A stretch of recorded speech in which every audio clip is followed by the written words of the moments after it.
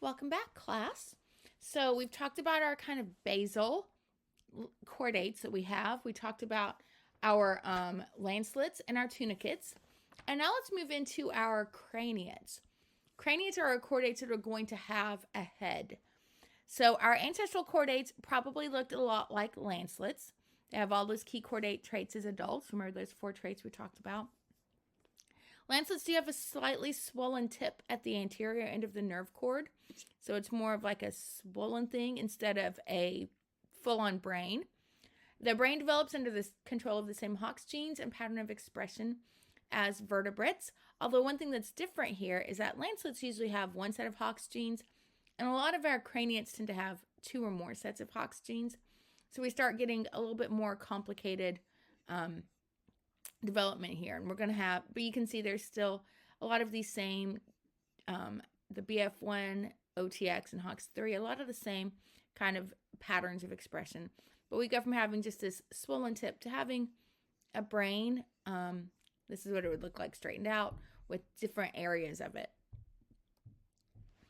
In a lot of vertebrates, the vertebrae that cover up the spinal cord have taken over a lot of the mechanical roles of the notochord.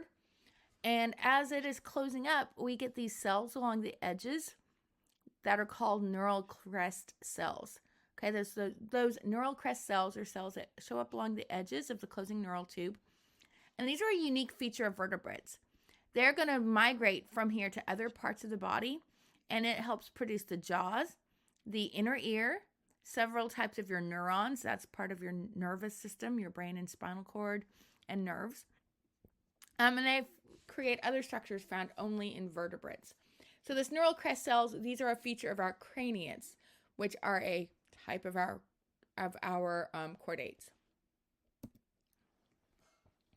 Within our craniates, we're going to talk about our hagfish, which are Myxini, and our lampreys, which are Petromyzontida.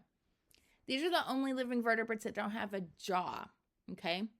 The lampreys, the Petromyzontida, have vertebral structures, but the Myxini do not. So the lampreys, the Petromyzontida, are vertebrates, and the hagfish, the Myxini, are not. But you can see they kind of come off as their own little clade here. They do have a skull, so they are craniates. They have a notochord.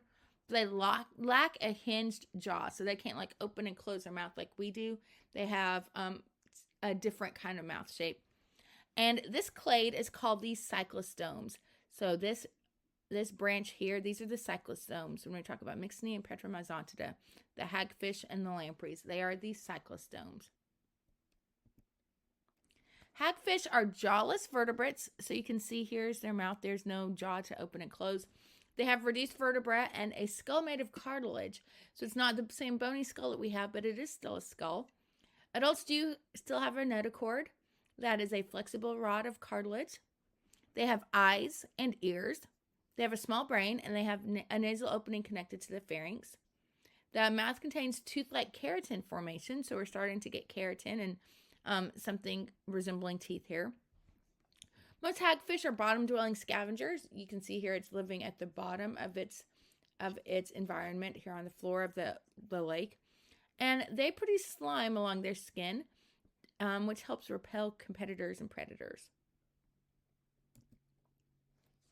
Okay, what characteristics do hagfish have that lancelets and tunicates lack?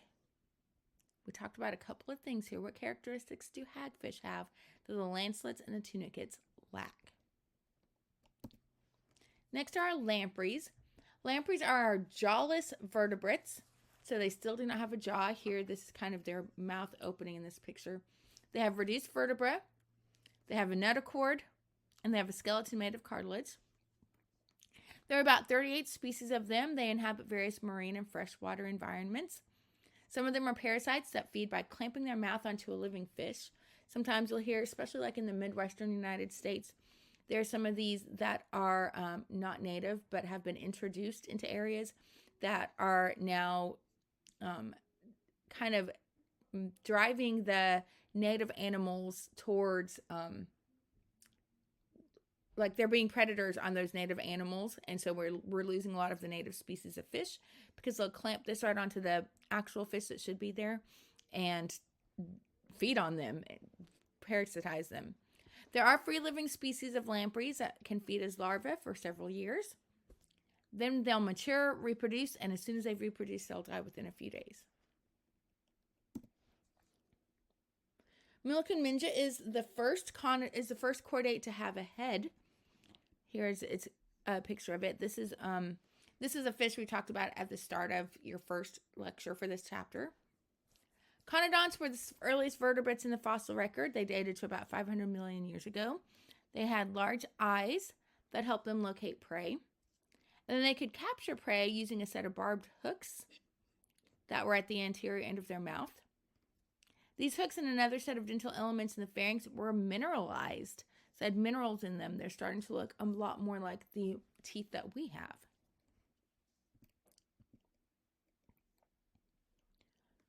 Early vertebrate skeletons were mainly composed of unmineralized cartilage. The mineralized bone first appeared on the skull surface of jawless vertebrates about 470 million years ago. And skeletons with a thin layer of bone lining the cartilage appeared by 430 million years ago. So then the question to think about here, how are differences in the anatomy of lampreys and conodonts reflected in each animal's feeding method? I want you to pause and go back over your notes from what we've just talked about. See if you can answer that question. We are going to pick up our next lecture video talking about the gnathostomes. I'll see you in a little bit. Bye.